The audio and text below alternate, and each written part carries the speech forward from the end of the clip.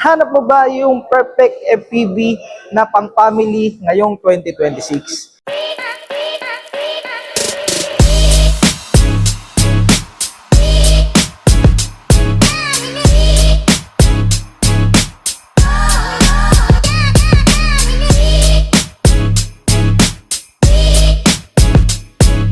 Alam mo na ba ang balita mga kasakalam na meron tayong bagong unit at 2026 year model na?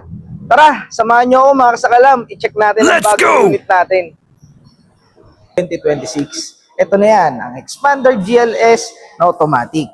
Mas pinastig, mas pinakomportable, at mas pinaganda ang promo. Pagdating sa makina natin, same pa rin naman na naka 1.5 liters, may back technology, naka double overhead cam, and naka Euro 4. Matipid sa gasolina, matibay, at smooth ang iyong biyahe.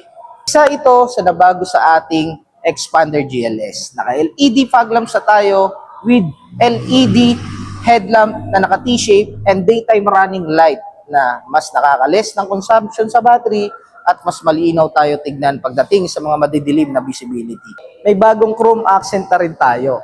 Naka black dynamic shield fascia na rin siya para mas maganda siya tignan at mas maangas ang kanyang looks. Pagdating naman sa ating mag, same pa rin naman na naka 17-inch two-tone alloy wheels pa rin tayo. Pero mas pinaganda na siya. Mas brusko tignan, mas sportier looks, at mas pogi sa kalsada.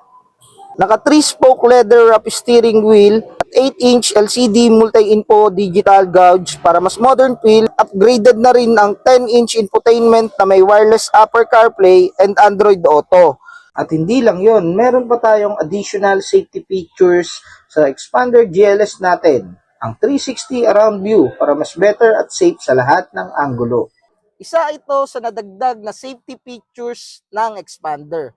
Meron na rin tayong active yaw control na pagdating sa mga sharp turn or sa mga madudulos na kalsada, mas stable at mas makokontrol natin siya. Ito na ang pinaka-exciting part na naka 15,000 all-in down payment lang tayo with worth 20,000 na freebies. Message mo lang ako nang bahala sa approval mo, tutulungan kita, inquire ka lang. So ano pang inaantay mo? Message mo na ako. See you soon sa releasing day.